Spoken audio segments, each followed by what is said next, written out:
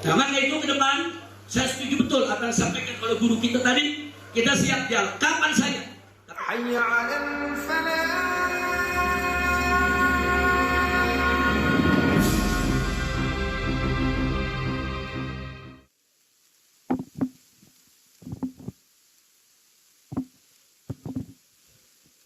Assalamualaikum warahmatullahi wabarakatuh.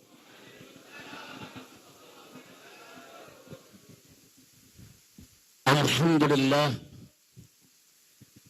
alhamdulillahilladzi arsala rasulahu rahmatan lil alamin.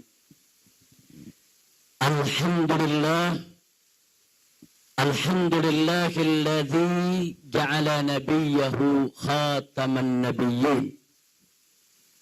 Alhamdulillah, alhamdulillahilladzi yaqulu fi haqqi sayyidil mursalin. Inna allaha wa malaikatahu yusalluna ala nabi. Ya ayyuhalladzina amanu sallu alaihi wa sallimu taslima. Allahumma wa sallim wa barik alaihi wa ala alihi wa ashabihi. Ahiba'il kiram, jazakumullahu khairal jazaa ala ihtimamikum wal jamil. ففي هذه المناسبة السعيدة نقدم لكم جميعا جزيل الشكر وأحسن التقدير. فشرفتمونا ونورتمونا وفرحتمونا. شرفتم المكان ونورتم المجلس وفرحتم القلوب.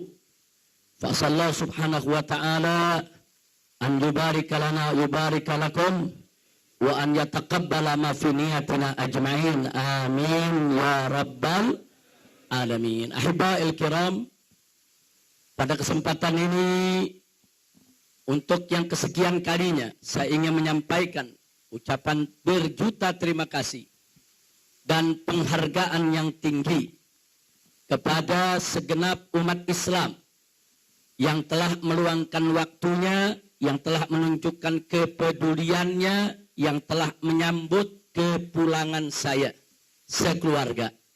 Teristimewanya untuk para habaib, para alim ulama, para kiai yang telah memotivasi, mendorong umat untuk ikut serta, yaitu di dalam penjemputan tersebut. Mudah-mudahan Allah memberikan ganjaran yang berlipat ganda kepada para habaibnya, para kiainya, para ulamanya, dan kepada segenap umat Islam. Jazakumullahu khairal jazaa. Setelah tadi kita dengarkan satu persatu sambutan demi sambutan yang disampaikan oleh para perwakilan dari berbagai daerah, maka yang ingin saya sampaikan pertama, dari kemarin sudah banyak sekali daerah yang mengundang saya. Nah, tapi belum ada yang saya terima satupun juga. Saya hanya katakan insya Allah dalam waktu dekat secepat-cepatnya Dewan Pimpinan Pusat Front Pembela Islam di bawah koordinasi ketua umumnya yaitu Kiai Haji Ahmad Sobri Lubis yang akan membuat jadwal safari dakwah ke daerah. Insya Allah. Nah, maka itu saya minta perwakilan-perwakilan daerah tadi yang memang ingin, yaitu kita sambangi, kita datangi dalam waktu dekat ini, semua koordinasi dengan Kiai Haji Ahmad Sobri Lubis. Karena semua mesti tertib, semua mesti teratur. Apakah nanti Kiai Haji Ahmad Sobri Lubis akan atur dari Jawa Barat ini, dari Jakarta dulu, Banten, Jawa Barat, Jawa Tengah, Jawa Timur, sampai ke Madura, sampai ke NTB sana saudara. Kemudian nanti dari Sumatera, Kalimantan, Sulawesi, sampai ke Ambon sana, dan seterusnya. Insya Allah semua jadwal akan diatur dengan tertib. Insya Allah. Maka itu saya minta maaf kepada mereka-mereka yang telah menghubungi saya dari kemarin, dari semalam, sudah bahkan dari sebelum saya pulang. Nah, saya ada di Mekah, udah banyak yang kontak. Habib nanti tanggal sekian, ini tanggal sekian, ini tanggal sekian. Jadi saya minta maaf kalau sampai hari ini saya tidak memberikan jawaban.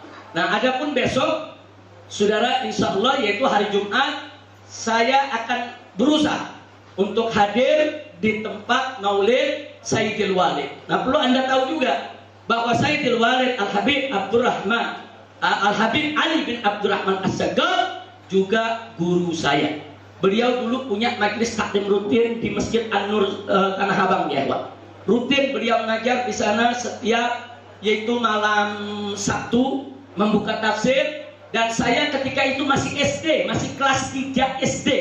Itu saya duduk belajar dengan beliau di masjid tersebut sampai saya lulus SMA. Jadi artinya kita ini dulu dibawa-bawa oleh kita punya saudara dari majelis ke majelis, ya ikhwan. Nah, sehingga kita punya guru banyak, tidak sedikit. Siapa guru-guru yang buka majelis, siapa guru-guru yang tablik ke sana kemari, siapa yang mengajarkan kita walaupun satu huruf, maka mereka adalah guru kita, ya ikhwan. Nah, apalagi Sayyidil Walid Al-Habib Ali bin Abdurrahman As-Sagaf, luar biasa doanya, dukungannya, bahkan pada saat beliau datang ke Mekah, saudara, ketika umroh, luar biasa dukungannya, spiritnya, motivasinya sampai hari ini tidak pernah berkurang. Jadi kalau saya sebutkan satu persatu, saya punya sek begitu banyak, ya Pak. Saya tidak bisa sebutkan satu persatu. Ada sek di majelis, ada sek di tabligh, ada juga sek-sek di universitas karena saya kuliah, saudara.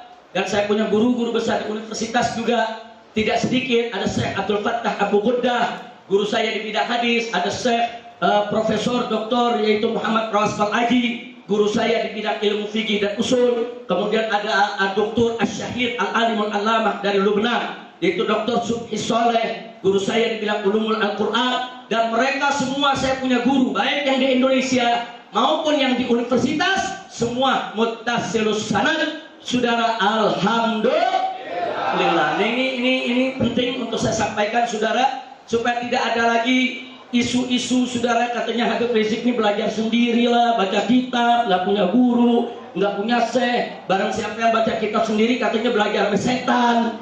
Nah, jadi ini perlu kita kemukakan. Saya punya guru sangat banyak, saya punya syekh sangat banyak. Jazakumullahu khairal jazaa. Semoga Allah memberikan yaitu ganjaran berlipat ganda kepada mereka semua. Baik, selanjutnya ya kawan, setelah saya sampaikan yang pertama tadi sangat penting sekali, berikutnya apa yang disinggung tadi oleh kita punya guru Syekhuna Al-Walid Kiai Haji Sukron Makmun, saudara, luar biasa. Beliau bukan sekedar memberikan nasihat kepada kita, tapi beliau tadi memberikan solusi untuk umat, ya ikhwan. Ya, solusi yang terbaik untuk umat, untuk bangsa dan negara, untuk pejabat dan rakyat. Buka pintu dialog. Jadi kalau berbeda pendapat bukan main tangkap. Kalau berbeda pendapat, saudara, bukan orang ditersangkakan. Kalau beda pendapat bukan orang dipenjarakan. Tapi kalau berbeda pendapat, duduk bersama, ayo dialog, ayo adu argumentasi. Apa kau punya argumentasi? Apa kau punya alasan? Apa kita punya argumentasi? Kita lihat siapa yang punya argumentasi yang kuat, ya. Ini perlu dibuka pintu dialog semacam ini. Nah, makanya kalau sekarang ada yang teriak-teriak rekonsiliasi, mana mungkin rekonsiliasi itu bisa digelar kalau pintu dialog tidak dibuka, saudara. Buka dulu pintu dialognya, baru bisa rekonsiliasi. Tidak ada kata rekonsiliasi tanpa dialog, ya Pak. Dialog itu penting, saudara. Dan nggak boleh penguasa itu mentangkap kanan, tangkap kiri, kriminalisasi, saudara. Nggak boleh. Justru kalau ada berbeda pendapat, mestinya pemerintah itu senang. Mereka dikritisi, mereka diberikan second opinion, yaitu opini lain. Nggak sampai di situ. Para pengkritik ini umumnya, saudara, mereka punya solusi yang mereka tawarkan. Pelajari. Kalau solusi itu baik, terima, jalankan. Kalau tidak baik, saudara, sampaikan di mana tidak baiknya. Selesai. Tidak perlu ada kegaduhan di tingkat nasional. Betul? Betul? Takbir. Saudara, bicara soal pintu dialog ini sudah pernah saya sampaikan pada saat kita melaksanakan tabligh akbar di Masjid Istiqlal sebelum Pilkada DKI, saudara. Setelah yaitu aksi 212. Aksi 212 di tahun 2016, kemudian di bulan Januari kita membuat aksi lagi yaitu 12 Januari. Saat itu kita gelar tabligh akbar di Masjid Istiqlal. Sudah kita tawarkan. Kita sudah tawarkan. Kalau pemerintah mau duduk dengan para habaib, para ulama, kami siap 24 jam. Kapan? Di mana? Silakan. Tentukan tempatnya, tentukan waktunya, kami datang. Apa yang Anda mau tahu pendapat kami sampaikan. Apa yang Anda inginkan dari argumentasi kami sampaikan. Sudah kita buka dari tahun 2017. Tapi apa jawaban yang kita terima? Jawaban yang kita terima bukan pintu dialog dibuka, bukan rekonsiliasi yang dilaksanakan. Justru yang kita dapatkan kriminalisasi ulama. Nah, maka itu ke depan saya setuju betul apa yang disampaikan oleh guru kita tadi. Kita siap dialog kapan saja, tapi stop dulu kriminalisasi ulamanya, stop dulu kriminalisasi para aktivisnya. Tunjukkan dulu niat baik. Oh, kalau mau dialog, mau rekonsiliasi, ahlan wa sahlan. Kita siap dialog, kita siap damai, kita siap hidup tanpa kegaduhan ya Allah. Tapi bebaskan dulu para ulama kita, bebaskan dulu para habaib kita, bebaskan dulu para tokoh kita. Masih banyak ulama-ulama kita saat ini yang menderita di penjara. Bebaskan Ustadz Abu Bakar Bashir yang sudah sepuh, saudara. Bebaskan Habib Bahar bin Smith yang dizalimi. Bebaskan Dr. Sahganda Nainggolan. Bebaskan Bapak Anton Permana. Bebaskan Bapak Jumhur Hidayat. Bebaskan dulu ya ikhwan. Bebaskan mereka. Bebaskan para buruh. Bebaskan para mahasiswa. Bebaskan para pendemo. Bebaskan para pelajar yang saat ini masih memenuhi ruang-ruang tahanan, saudara. Bebaskan dulu mereka. Tunjukkan niat baik. Tunjukkan ada keinginan yang baik, saudara. Nah, kalau Anda tunjukkan ada niat baik, itikat yang bagus, sudah kami sambut. Kita nggak perlu ribut. Kedepannya, ayo sama-sama kita berdialog. Insya Allah. Saya tanya semua di sini, anti dialog tidak? Anti dialog tidak? Siap berdialog? Siap berdialog? Siap berdiskusi? Takbir. Tapi dialog mesti punya syarat. Nah, soal nanti dalam dialog pemerintah inginnya apa dari umat? Sampaikan. Apa yang pemerintah mau dari umat? Apa yang pemerintah mau dari para habaib, dari para ulama? Sampaikan, kami dengar. Anda mau bicara 3 jam, 4 jam, 5 jam, 12 jam, kami siap dengar. Tapi setelah Anda bicara, dengar juga yang kita bicara. Ya kan yang namanya dialog kan, dia kan bukan monolog. Kalau monolog dari satu pihak yang bicara. Kalau dialog harus ada dari dua belah pihak. Bicara, silakan. Nanti kita dengarkan apa keinginan pemerintah. Nanti kita sampaikan apa keinginan umat, saudara. Kan umat ini kan melapornya ke ulama. Umat ini kan lapornya ke kiai. Kan kiai dan ulama yang berinteraksi langsung dengan masyarakat yang ada di bawah. Ulama yang paling tahu tentang keinginan masyarakat.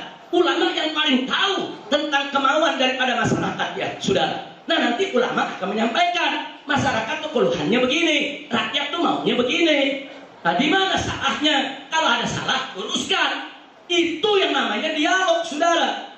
Nah, kalau dialog ini sudah dibuka, baru bisa mewujudkan rekonsiliasi. Dari mana adanya rekonsiliasi kalau tanpa dialog? Dan bagaimana kita mau dialog kalau kriminalisasi ulama masih berjalan? Ini saya belum apa-apa, belum pulang aja. Nanti Habib Rizik akan kita buka lagi kasusnya. Wow. Ini apa-apaan? Saudara, jangan buka kasus yang tidak ada. Itu kasus-kasus yang dilaporkan oleh masyarakat, penistaan agama, penistaan ulama. Kenapa kau nggak periksa dulu? Itu kenapa Denny Siregar dibiarkan? Kenapa Ade Armando dibiarkan? Kenapa Abu Janda dibiarkan? Kenapa Guntur Romli dibiarkan? Tegakkan keadilan. Siapa saja yang salah, proses. Betul. Nggak bisa. Ini nggak boleh dibiarkan, saudara, ketidakadilan semacam ini. Kelompok saudara yang tidak disukai pemerintah dicari-cari kesalahannya, diproses. Sementara kelompok yang menjilat pemerintah, saudara, dibiarkan mereka melakukan kesalahan. Nggak boleh, ini dibiarkan, nggak boleh. Ini bisa menjadi bom waktu yang setiap saat bisa meledak. Dan kalau Anda tidak mau ada revolusi berdarah, kalau tidak mau ada yaitu revolusi sosial masyarakat, saudara, ya perbaiki. Ulama selalu memberikan kesempatan, ayo sama-sama kita perbaiki. Nah, baiklah, sebagai penutup ya kawan, dari persoalan ini saya ingat, sudah tadi penutup daripada ceramah Kiai Haji Supran Makmun begitu indah. Beliau bicara soal keadilan. Saudara, keadilan ini kunci, saudara. Keadilan ini magnet yang bisa menyerap, menarik rahmat Allah Subhanahu wa Ta'ala. Sebaliknya, ketidakadilan itu bisa mengundang azab. Ketidakadilan itu bisa mengundang musibah dan bencana, saudara. Dari mana saya bisa bicara begini? Yang bicara seperti ini bukan saya, tapi Nabi kita tercinta, Sayyidul Anbiya wal Mursalin, Nabi Yuna Muhammad alaihi wasallam. Suatu ketika, saudara, ada seorang perempuan dari kalangan terhormat dari Bani Makhzum, bagian dari suku Quraisy, terlibat dalam kasus pencurian. Kemudian Nabi memutuskan dengan hukum Allah Subhanahu wa Ta'ala bahwa si perempuan tadi, sekalipun kedudukannya terhormat, sekalipun berasal dari keluarga terhormat, tetap harus dipotong tangan. Kemudian ada segelintir sahabat resah, saudara. Bukan tidak terima putusan Allah, resah bukan tidak terima putusan Nabi, tapi mereka tahu, saudara, bahwa apa yang keluar dari mulut Nabi itu juga merupakan hukum. Sehingga mereka masih berharap, yuk lobi Nabi, yuk deketi Nabi, yuk bicarakan dengan Nabi. Siapa tahu ada dispensasi. Karena kalau ada dispensasi dari Nabi, berarti itu hukum. Diutuslah. Siapa yang diutus salah seorang sahabat? Yang diutus bukan sembarang orang. Yang diutus adalah anak, yaitu anak daripada anak angkat Nabi alaihi salatu wassalam, yaitu Usamah bin Zaid bin Harithah radhiyallahu taala anhu. Oh, Nabi sayangnya sama Usamah luar biasa. Nabi perlakukan seperti cucu sendiri, seperti Sayyidina Hasan dan Sayyidina Husain, saudara. Nabi pangku, Nabi peluk, Nabi cium, saudara, semenjak kecil. Nah, begitu dewasa, orang inilah yang diutus untuk melobi Nabi, saudara. Apa masih bisa perempuan ini diberikan dispensasi, jangan dipotong tangan, berikan hukum yang lain, tapi tangannya jangan dipotong, karena sukunya, keluarganya Quraisy akan malu, saudara. Nah, ini namanya melobi. Nggak salah, sahabat nggak salah melobi Nabi, saudara. Kenapa saya katakan nggak salah? Karena mereka tahu kalau Nabi setuju itu jadi hukum, karena Nabi merupakan sumber hukum. Tapi akan terjadi. Begitu datang kepada Nabi, menyampaikan maksudnya, saudara. Pertama waktu datang disambut oleh Nabi. Nabi gembira, wajahnya cerah, senyum. Saudara, disambut kedatangan Usamah di rumah. Kemudian dipersilakan oleh Nabi duduk di dekat. Ngobrol luar biasa, indah. Karena memang Nabi cinta kepada Usamah, saudara. Singkat cerita, Usamah mencari-cari kesempatan kapan kira-kira yang tepat bicara kepada Nabi. Begitu lihat Nabi sudah senang, Nabi cerah, Nabi senyum, Nabi tertawa, baru Usamah mencoba masuk ke hajat utamanya, saudara. Begitu mulai cerita hajat utamanya, minta keringanan, saudara, kecerahan muka Nabi hilang, saudara. Senyum Nabi hilang, saudara. Yang tadinya Nabi senyum, cerah, hilang, saudara. Nabi dengarkan dengan seksama apa yang diminta, saudara. Setelah selesai Usamah bicara, apa kata Nabi? Ya Usamah, atasfa'u fi haddin min hududillah. Hei Usamah, kau ingin memberikan pertolongan kepada suatu hukum yang sudah ditetapkan oleh Allah. Jadi Nabi kasih kabar, ini udah ketetapan Allah, nggak bisa dirubah, dan nggak boleh saya ubah. Apa kau mau ubah ini ya Usamah? Ditegur oleh Nabi. Sudah. Tapi setelah itu Nabi kumpulkan semua sahabat. Ya Usamah, kumpulkan semua di masjid Nabi, sudah. Semua sahabat kumpul di masjid Nabi. Setelah kumpul, Nabi menyampaikan kepada sahabat. Kata Nabi, ada sekelompok orang, Nabi nggak sebut nama, ini indahnya Nabi, sudah. Kata Nabi apa? Ada sebagian dari kamu yang mencoba untuk mendekati saya, untuk memberi keringanan hukuman kepada perempuan Quraisy, perempuan Bani Makhzum yang mencuri tadi. Lalu apa Nabi katakan? Ini yang dicatat dalam sejarah, ini sumber keadilan yang luar biasa, saudara. Nabi mengatakan kepada seluruh sahabat yang hadir, Nabi sampaikan, innama halaka man kana qablakum. Sesungguhnya umat sebelum kamu dulu binasa, hancur, saudara, mendapat bencana, musibah, Allah hancurkan mereka. Karena apa? Idza saraka fihim syarif tarkuh. Kalau ada orang yang terhormat di tengah-tengah mereka, mereka enggak hukum, mereka biarkan, mereka lepaskan. Enggak dihukum, saudara. Tapi sebaliknya kata Nabi, wa idza saraka fihim dhaif yuqam alaihi al-had.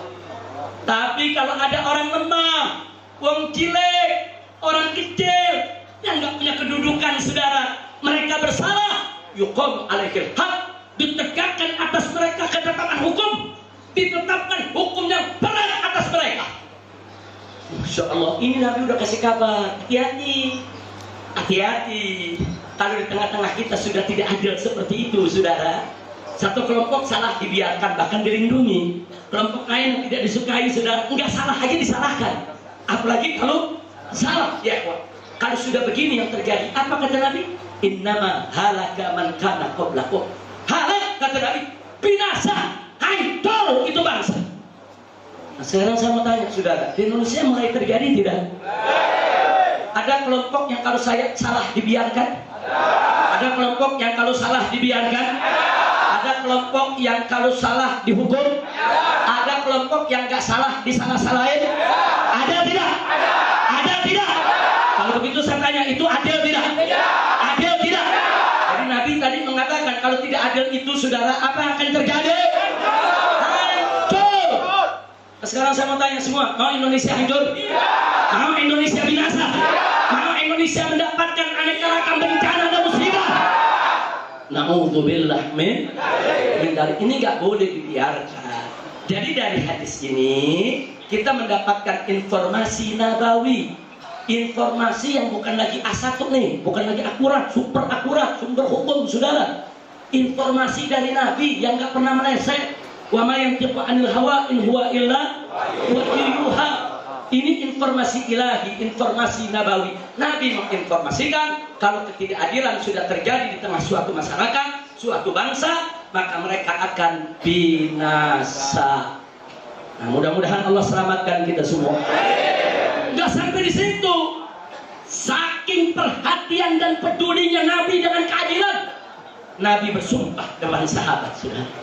Nabi sampaikan kepada para sahabat, jangankan perempuan itu yang kalian bela, jangankan perempuan itu tuh yang tadi itu yang Bani Makhzum yang mencuri, yang katanya terhormat dari suku Quraisy, yang ingin kalian selamatkan, jangankan itu.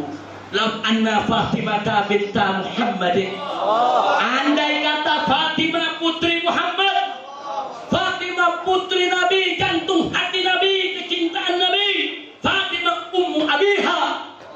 Julukan Fatimah Zahra itu ummu abiha, ibu dari ayahnya, karena sepeninggal Sayyidatuna Khadijatul Kubra radhiyallahu anha, Fatimah yang menjaga Nabi, Fatimah yang melayani Nabi, Fatimah yang mengurus semua urusan rumah tangga Nabi. Makanya Fatimah Zahra alaihassalam, beliau dijuluki ummu abiha, ibu untuk ayahnya. Subhanallah. Dan nggak sampai di situ, Fatimah Zahra bukan sembarang wanita, wanita yang paling mulia, wanita yang paling suci. Nabi katakan bahwa Fatimah adalah sayyidatun nisa'il alamin, pemimpin perempuan semesta alam, sudah. Jadi kalau Nabi mengatakan lau anna Fatimah binta Muhammadin, ini menunjukkan tingginya kedudukan Sayyidatuna Fatimah, sudah. Jadi, jangankan perempuan Makhzum tadi yang mencuri, yang ingin kau lindungi, andai kata putriku Fatimah, jantung hatiku, kecintaan Nabi. Kalau anda Fatimah binta Muhammadin sarakat, andai kata Fatimah putriku tercinta yang mencuri, demi Allah, lakotok yadah, demi Allah pasti aku potong tangannya. Subhanallah. Jadi hadis ini jangan disalahpahami. Hadis ini bukan merendahkan Sayyidatul Fatimah Zahra, bukan. Hadis ini mengambil perumpamaan yang tinggi.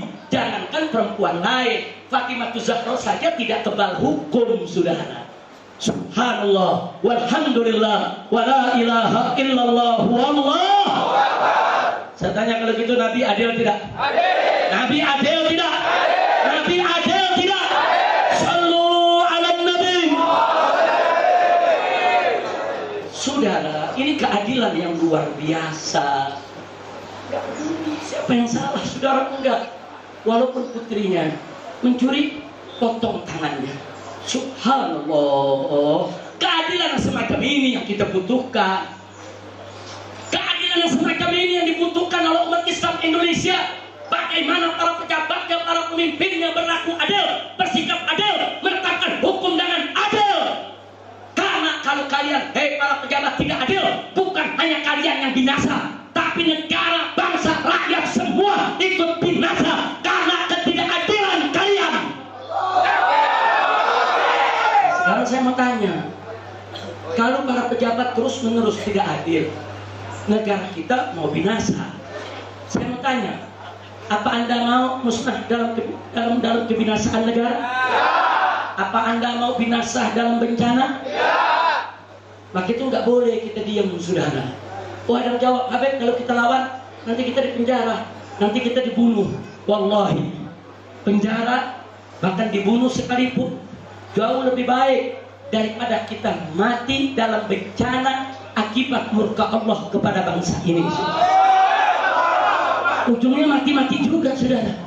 Cuman mati dibunuh, syahid, mati dalam bencana, saudara. Ini menjadi konyol buat kita semua.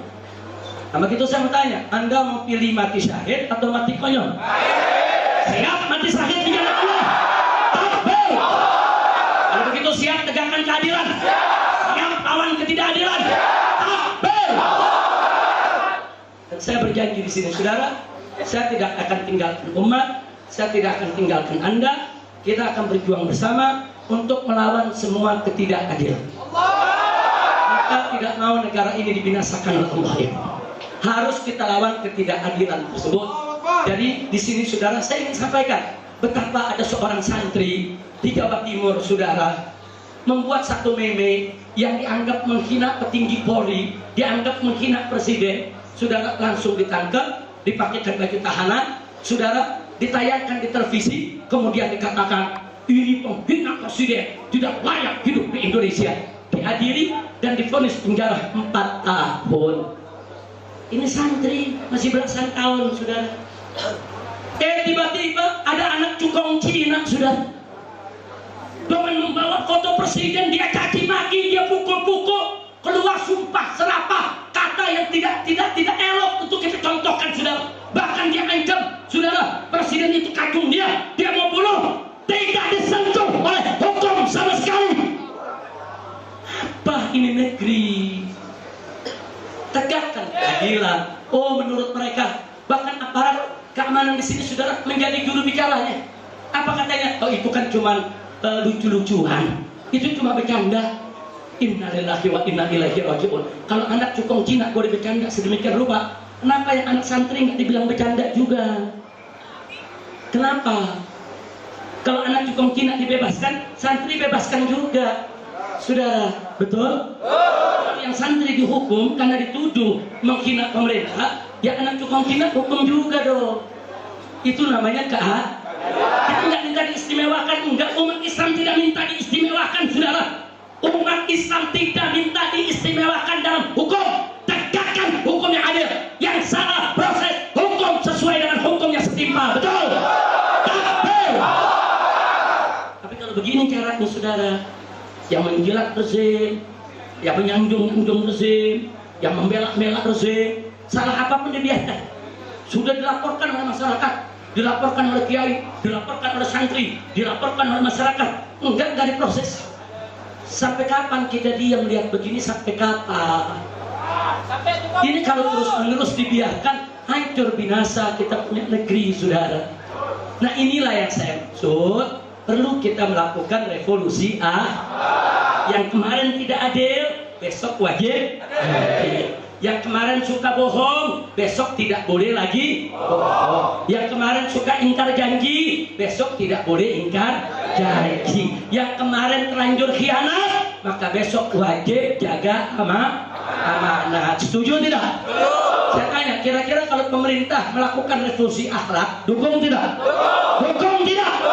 Patut ini sebarkan, biar pemerintah dengar. Kami siap mendukung Anda kalau Anda melakukan revolusi akhlak. Kalau Anda besok berbuat adil, kalau Anda menegakkan keadilan, kalau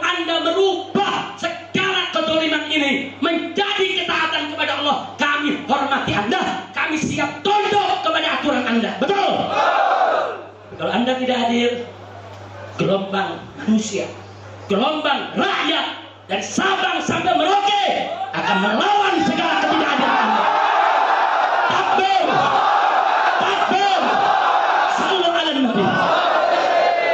Ingat saudara, suara kebenaran tidak bisa dibungkam. Enggak bisa dibungkam. Walaupun mereka berupaya untuk membungkam suara kebenaran tersebut akan masuk, saudara, ke celah-celah rumah umat, akan masuk ke telinga-telinga yang mendengar, saudara, akan masuk ke relung-relung hati umat, saudara. Dan suara kebenaran itu, saudara, akan menjadi modal umat untuk menggerakkan semangatnya berjuang untuk melawan segala ketidakadilan. Begitu saya tanya sekali lagi, siap revolusi akhlak? Siap revolusi akhlak? Siap melawan ketidakadilan? Begitu saya minta semua dimanapun Anda berada, ini hadir dari berbagai daerah, jangan biarkan kedoliman terjadi di wilayah Anda. Jangan. Kalau ada yang bersalah, siapa mau proses? Kalau santri diproses, kenapa anak pitung Cina nggak diproses? Proses sama-sama, saudara. Kita sama-sama warga negara Indonesia, sama-sama tidak kebal hukum. Baik. Kira-kira jelas tidak? Jelas tidak? Baik, sampai di sini ini yang ingin saya sampaikan. Sekali lagi, tidak adil itu berbahaya. Makanya para ulama Ahlus Sunnah wal Jamaah menganjurkan kepada khotib-khotib Jumat, kalau khutbah Jumat, penutup khutbah Jumat, agar mengamanatkan umat. Innallaha ya'muru bil adli wal ihsan. Kita dengar setiap hari Jumat, saudara. Ini luar biasa Ahlus Sunnah wal Jamaah. Kenapa itu dicantumkan, saudara? Walaupun itu bukan syarat Jumat, bukan rukun Jumat, tapi dicantumkan dan diamalkan, saudara, oleh ulama-ulama Ahlus Sunnah di seluruh dunia. Kenapa? Untuk mengingatkan, yaitu umara, untuk mengingatkan ulama, untuk mengingatkan rakyat bahwa keadilan adalah perintah Allah. Dan jangan lupa al-adlu lil jami', justice for all. Keadilan itu untuk semua, sudah. Tidak boleh ada satu manusia pun yang diperlakukan tidak adil. Apapun agamanya, apapun sukunya, keadilan bukan hanya untuk umat Islam, saudara. Keadilan untuk semua manusia, bahkan untuk semua makhluk Allah Subhanahu wa ta'ala. Kita mesti adil terhadap binatang sekalipun. Kita mesti adil terhadap pohon. Kita mesti adil terhadap lingkungan, apalagi terhadap umat manusia. Wajib untuk kita bersikap adil. Siap bersikap adil? Siap tegakkan keadilan? Takbir! Takbir! Sallu ala Nabi. Nah, inilah kita maksud dengan revolusi akhlak yang ada. Kita enggak peduli ya kawan, apapun resikonya. Resikonya paling tinggi mati. Paling tinggi apa? Orang berjuang mati, yang enggak berjuang mati. Orang sakit mati, yang enggak sakit mati. Orang kena corona mati, enggak kena corona mati. Mati, yang ditembak mati, yang enggak ditembak mati. Yang dimusuhi rezim mati, yang enggak dimusuhi mati. Yang miskin mati, yang kaya mati. Ini enggak usah takut ya kawan, mati itu, dan mati itu bukan akhir segalanya, bukan. Mati itu awal kehidupan kita di alam akhirat, saudara. Untuk mempertanggungjawabkan segala amal kita di dunia ini. Maka itu kepada para pejabat Indonesia, ingat, besok Anda juga akan mati, bukan kami aja yang mati. Anda akan ditanya kenapa bohong, kenapa ingkar janji, akan ditanya kenapa khianat, kenapa tidak amanat. Nah, mumpung hayat masih di kandung badan, kami aja. Ayo kita ajak revolusi akhlak. Tubu ilallahi taubatan. Alhamdulillah. Kira-kira saya sampaikan di sini jelas tidak? Jelas tidak? Takbir. Dan betul yang disampaikan Kiai Haji Syukur Makmur tadi, saudara. Posisi ulama itu bukan oposisi. Posisi ulama bukan oposisi, tapi posisi ulama melakukan amar ma'ruf nahi. Lo apa bedanya Habib antara oposisi dengan ulama? Ada beda. Oposisi, saudara, seringkali, walaupun tidak semua, tapi seringkali memposisikan diri, segala keputusan pemerintah baik atau tidak baik, saudara, dia protes, dia serah. Jadi putusan pemerintah yang sudah baik pun kadang-kadang diprotes juga. Itu oposisi, saudara. Tapi kalau ulama enggak. Putusan pemerintah bagus, ya kita apresiasi, kita hargai, kita terima kasih, kita doakan, betul? Tapi keputusan yang tidak baik, yang merugikan rakyat, yang merusak agama, yang bisa menghancurkan negara, wajib untuk kita kritisi. Takbir. Itu saya tanya, kalau gitu posisi ulama mulia tidak? Mulia tidak? Mulia tidak? Jadi ulama ini lebih tinggi dari oposisi, sudah. Lebih tinggi dari oposisi. Kenapa? Karena mata ulama jeli. Dengan ilmunya aja jeli. Oh, ini keputusan bagus, apresiasi. Oh, ini keputusan jelek, kritisi.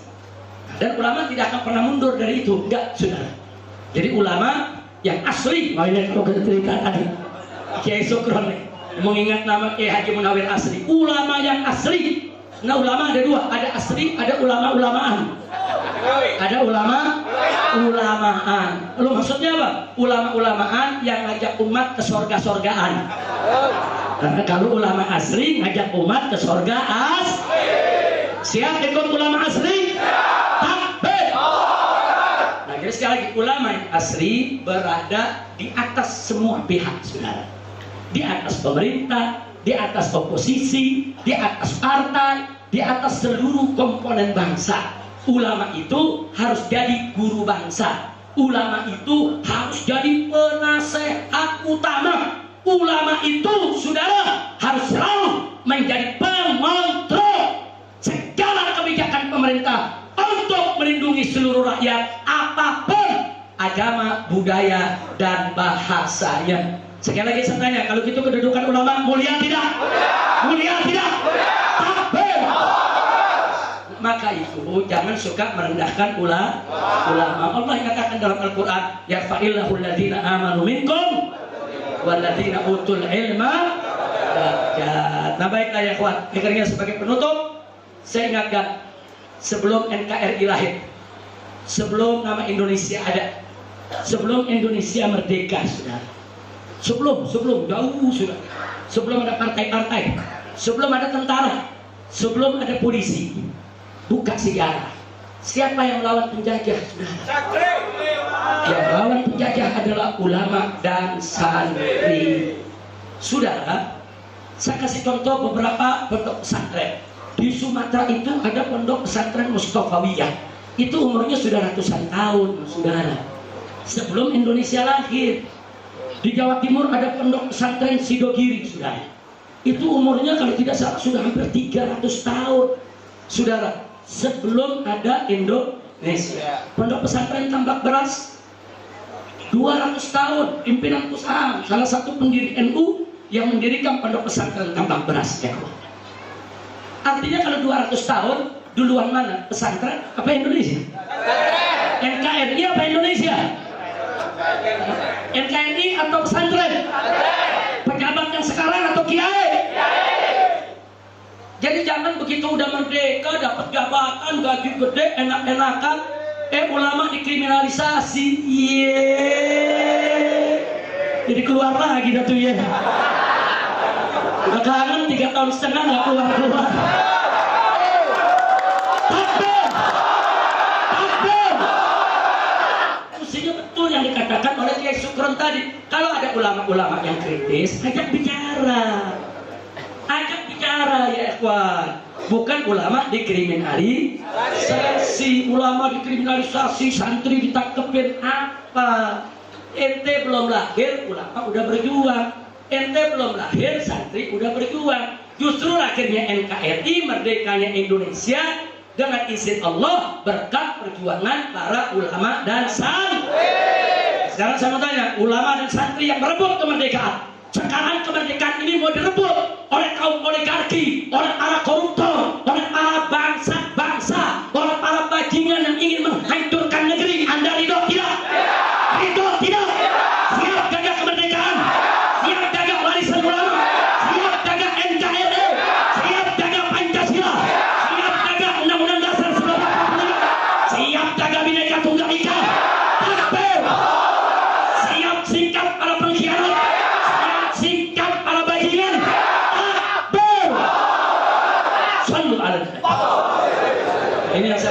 teruskan. Jadi sekali lagi, Indonesia adalah warisan pertama.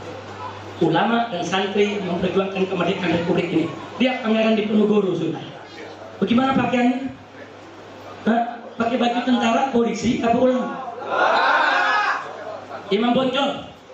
Bagaimana pakaiannya? Pakai sorban? Pakai jubah? Pakai imamah? Nggak pakai piki polisi? Nggak pakai baju tentara? Loh kenapa? Karena belum ada tentara, polisi lahir belakang. Bahkan yang mendirikan tentara, saudara, Panglima Besar Jenderal Sudirman. Siapa dia? Ustadz Madrasah Ibtidaiyah. Subhanallah. Sallu ala Nabi. Jadi yang diriin TNI siapa? Ustadz Madrasah Ibtidaiyah. Saudara, coba lihat. Jadi jangan remehkan, jangan sekali-kali meremehkan daripada jasa para ulama. Betul?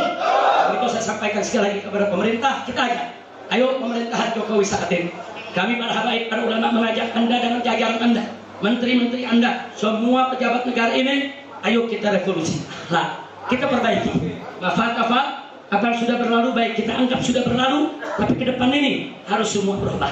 Yang kemarin bohong, besok nggak boleh bohong lagi. Yang kemarin khianat, besok nggak boleh khianat lagi. Yang kemarin ingkar janji, besok nggak boleh ingkar janji lagi. Yang kemarin ulama dikriminalisasi, besok tidak boleh lagi mengkriminalisasi ulama. Yang kemarin pembiaran terhadap penodaan agama, penghina agama dibiarkan dilindungi, besok nggak boleh ada penoda agama yang dibiarkan. Betul? Setuju? Saya tanya, kalau pemerintahan Jokowi melakukan itu, saudara, kita senang tidak? Setuju tidak? Setuju tidak? Jadi betul yang tadi dikatakan Kiai Sugro, kita bukan musuh negara, bukan. Kita bukan musuh Jokowi, bukan musuh tentara, bukan musuh polisi. Kita musuh ketidakadilan, sudah. Siap jadi musuh ketidakadilan? Siap jadikan ketidakadilan sebagai musuh bersama. Takbir. Salatullah salamullah ala taha Rasulillah.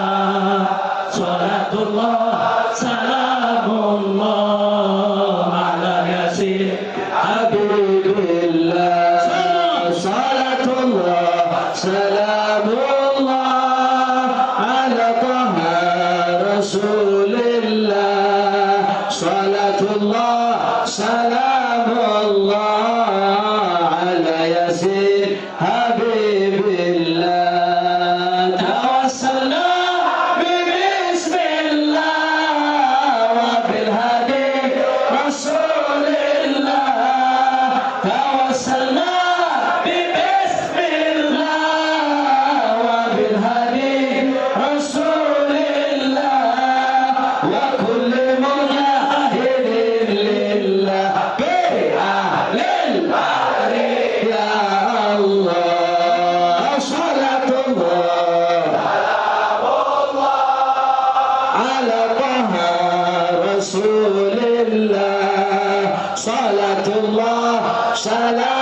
salamullah ala yasin habibillah. Ilahi salimil ummah minal afati wan nikmah.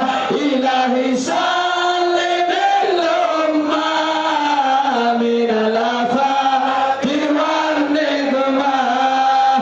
Wa min hammin wa min ummah bi ahlil ya Allah. Salatullah salamullah ala taha Rasulillah. Salatullah salamullah ala yasin habibillah. Allahumma shalli wa sallim alaihi. Itu saja yang saya sampaikan ya kawan. Terima kasih. Saya tidak berpanjang lebar lagi karena memang hari-hari ini sangat melelahkan, tapi nikmat. Lelah tapi bukan hanya nikmat juga barokah. Dan alhamdulillah semalam saudara Gubernur Jakarta DKI Anies Baswedan datang dengan rombongannya, kita berbincang bersilaturahmi, dan sore ini malam ini juga masih banyak tamu mau datang. Bahkan malam nanti ada dari Dewan Pimpinan PKS, ya Dr. Salim Al-Jufri dengan jajarannya, Dr. Habib Salim Al-Jufri juga akan datang kemari malam nanti. Jadi memang kamu bergantian bergiliran. Nah, saya ucapkan terima kasih kepada para tamu semua, dan saya mohon maaf kalau banyak kekurangan dalam penerimaan tamu, pelayanan tamu, atau ada yang datang dari daerah belum sempat salaman, belum sempat lebih dekat lagi, tolong dimaklumi. Jadi setelah acara ini kita tutup, kami minta Syukron Makmud, Gus Aam, begitu juga di sini ada Gus Koyum, saudara. Gus Koyum ini juga orang tuanya kakeknya juga salah satu pendiri NU, saudara. Jadi Gus Koyum, Gus Aam ini keluarga besar pendiri NU. Dan kayak Syukron Makmud nggak ada yang nggak kenal, saudara. Ini sepuhnya NU, saudara.